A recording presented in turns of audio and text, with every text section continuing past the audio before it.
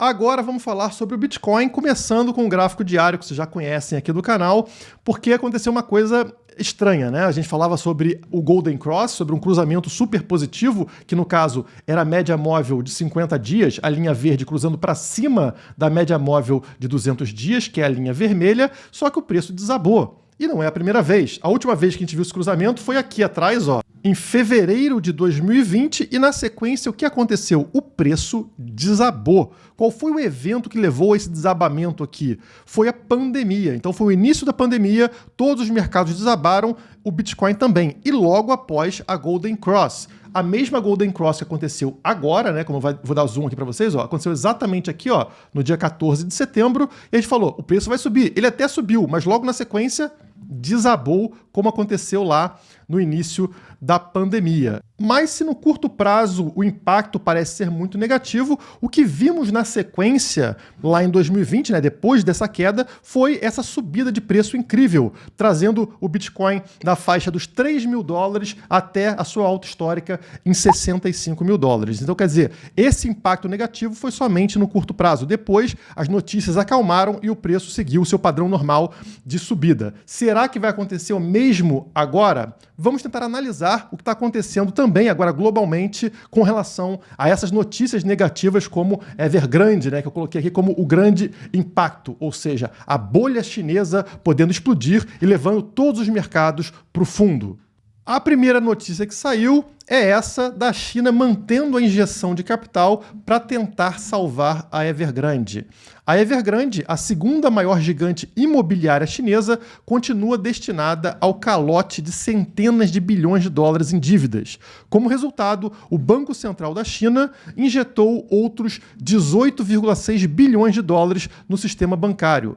Isso, por sua vez, acalmou os mercados ansiosos. Então, o medo global era que o quebra-quebra gerado pela Evergrande, uma empresa desse tamanho quebrando, devendo a vários bancos, tanto dentro da China quanto fora, pudesse desencadear um quebra-quebra global parecido com aquele que a gente teve em 2008. Vocês lembram? Teve aquela crise imobiliária nos Estados Unidos, começaram os calotes e os bancos começaram a quebrar, incluindo aí o Lehman Brothers. E o que o governo americano fez? Pegou o dinheiro das pessoas mais pobres, o dinheiro dos impostos, e fez o quê? Deu na mão de bilionários, os banqueiros aí, para eles não quebrarem. E foi isso que gerou ali o incentivo para a criação do Bitcoin. Satoshi Nakamoto lança o Bitcoin no mesmo ano, inclusive colocando a capa de jornal que falava sobre o resgate aos bancos, porque isso é um roubo. É tirar dinheiro da gente, dos pobres, para dar para quem já é rico. E no caso, o correto é, se uma empresa assume um nível de risco muito alto, ela tem que arcar com esse risco. Ela que quebre, assim como os bancos que financiaram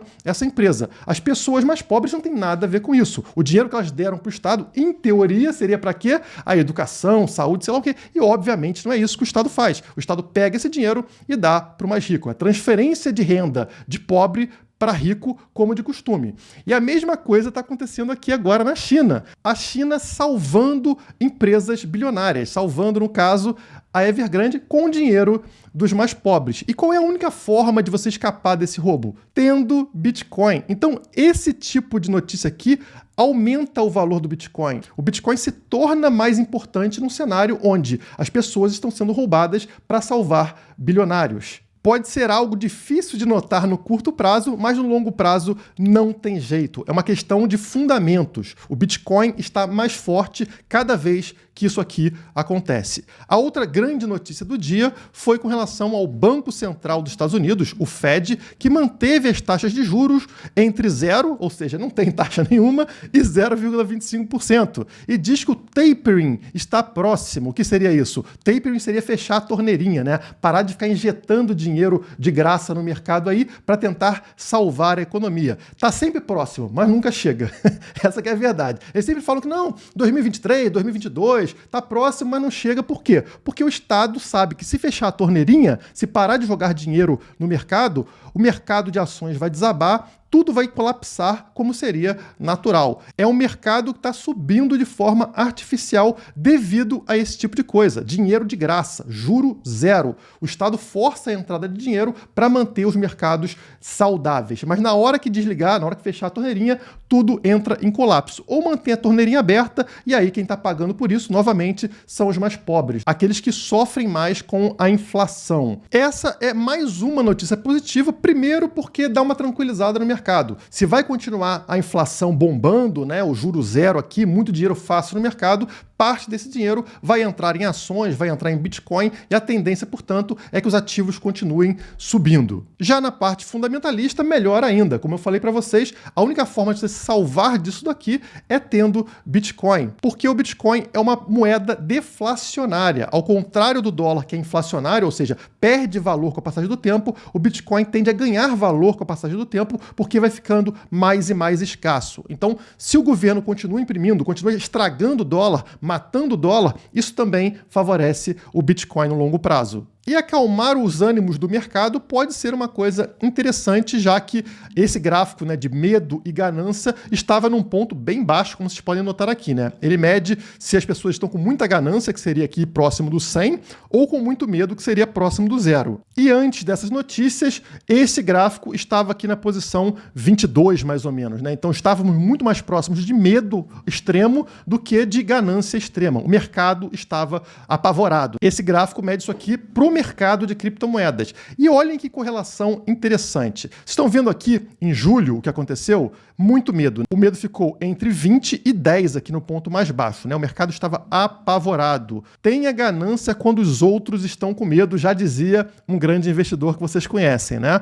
E vamos ver se isso funciona mesmo. Como é que estava o preço em julho? Será que foi um bom momento de compra? Vou abrir para vocês aqui o gráfico do Bitcoin. Julho foi aonde? Exatamente aqui, ó. Esse ponto mais baixo aqui, lá nos 28, 29 mil dólares, quando o medo estava extremo naquele gráfico, foi justamente o ponto mais baixo de preço. Foi todo esse período aqui que vocês estão vendo, ó, foi julho, tá? Então, o que a gente está vendo? Se você tivesse comprado aqui nesse período de medo extremo, você teria se dado muito bem, teria tido um lucro enorme. Depois, olha só, esse gráfico começa a subir, ele chega num topo, ganância alta aqui, ó, acima de 70 no gráfico de ganância. Esse período foi entre agosto e setembro, início de setembro. Como é que estava o preço aqui nesse momento? Vamos abrir o gráfico novamente. Então, estamos entre agosto aqui, né? Agosto e setembro, justamente o período de topo do Bitcoin. Era um bom momento para você vender Bitcoin, não para comprar Bitcoin. E mais uma vez, o gráfico aqui de medo e ganância te mostrava isso. Quando todos estão com muita ganância, é hora de você sair fora do mercado. Só que agora, como eu falei para vocês, voltamos a ficar aqui neste nível de 20, que indica muito medo do mercado. O que vocês tiram dessa análise? Bom, é um bom momento de compra, né? Você que compra aí um pouquinho por mês, um pouquinho por semana, esse parece ser um momento melhor do que a média. E um outro indicador que reforça isso, e eu acho um indicador super interessante, é esse que vocês estão vendo na tela. O que ele mede aqui no caso? Em cima, na linha branca, vocês têm o preço do Bitcoin ao longo do tempo, e aqui embaixo, essa linha azul, ela mede o lucro do mercado, né? Quanto de lucro que tem, e essa linha vermelha, quanto de prejuízo que tem no mercado de criptomoedas. E vocês estão vendo, tanto no gráfico de cima quanto no de baixo, uns caixotes brancos. O que eles estão mostrando? O de cima está mostrando o fundo do poço do Bitcoin, como vocês podem notar, e aqui embaixo vocês encontram o momento onde ocorre a transição aqui de lucro para prejuízo, são quando essas linhas se cruzam. Quando a gente tem um cruzamento das pessoas que estavam com prejuízo para as pessoas que estavam com lucro, significa que o Bitcoin mudou de mão. Pessoas venderam, outras pessoas compraram, e aí você tem uma alteração de mercado. Geralmente são as sardinhas vendendo, as baleias comprando, e a partir daí qual é a tendência de preço? Que o preço volte a subir. E é exatamente o que a gente observa no gráfico. Esse gráfico vem desde a crise lá de março de 2020. Notem que em todas as vezes onde esse gráfico de baixo cruzou, o que aconteceu lá em cima foi o fundo do poço e o preço voltou a subir, tá? Exatamente no mesmo momento. Então foi aqui em março de 2020, depois mais à frente aqui no final de 2020 acontece um outro cruzamento e também encontramos um fundo e o preço voltou a subir, e mais à frente, já em 2021, acontece esse cruzamento aqui, como vocês podem notar lá em cima, ainda ocorre uma pequena queda, mas na sequência a gente já vê uma alta de preço, porque o indicador, como eu falei para vocês, sinaliza que a queda está no fim. As moedas estão mudando de mão, e se elas mudam de mão, esse novo comprador não tem tendência de vender no curto prazo. Ele vai segurar a moeda por algum tempo, acaba aquela força vendedora e a tendência é o preço subir a partir daí. E olha só o que está acontecendo exatamente agora, tá? Isso aqui foi do dia 21 de setembro, também conhecido como ontem. As linhas estão praticamente se cruzando. Não cruzaram ainda, mas muito próximas, como aconteceu em todas as vezes aqui na história recente. Qual foi a tendência? A tendência foi o fim da queda e o início da subida de preço. Então, quer dizer, a gente pode ainda ter um pouco mais de queda, como eu falei para vocês, poderia bater ali no 38, 37 mil dólares, mas a tendência, por meio desse indicador, é de que a queda esteja próxima do fim e a gente veja a subida de preço do Bitcoin. Excelente oportunidade, até porque na maioria das vezes aqui em cima vocês percebem que a subida foi muito forte, como aconteceu aqui em 2020 e aqui também no final de 2020.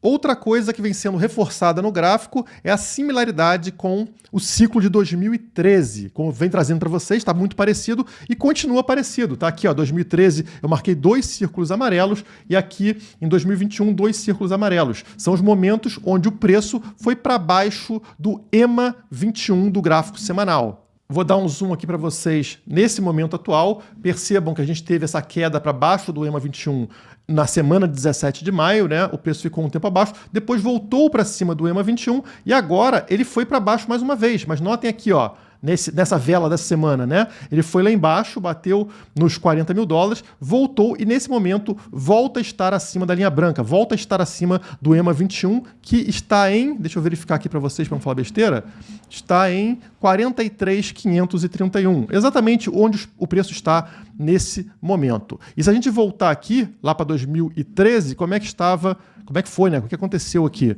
Notem, mesma coisa, né? O preço vai para baixo do EMA 21, volta para cima dele e exatamente em setembro também o preço vai para baixo do EMA 21 mais uma vez, mas ele vai e fecha a semana acima do EMA 21, como está acontecendo agora. Não fechamos a semana ainda, a semana fecha no domingo. Então é importante para o Bitcoin, graficamente, para manter essa estrutura de 2013, fechar acima do EMA 21, acima da linha branca. Por enquanto, isso está com cara de que está acontecendo, né? Mas vamos aguardar porque pode não acontecer. Por enquanto, está bonito, está bem parecido com 2013. E eu falei isso tudo esquecendo de pedir aquele like, então agora é momento, hein? Se você não deu o like antes, deixa o like nesse vídeo e também se inscreve no canal, caso não seja inscrito, para acompanhar as notícias do mundo das criptomoedas e também a análise gráfica. Por hoje é só, muito obrigado e até a próxima.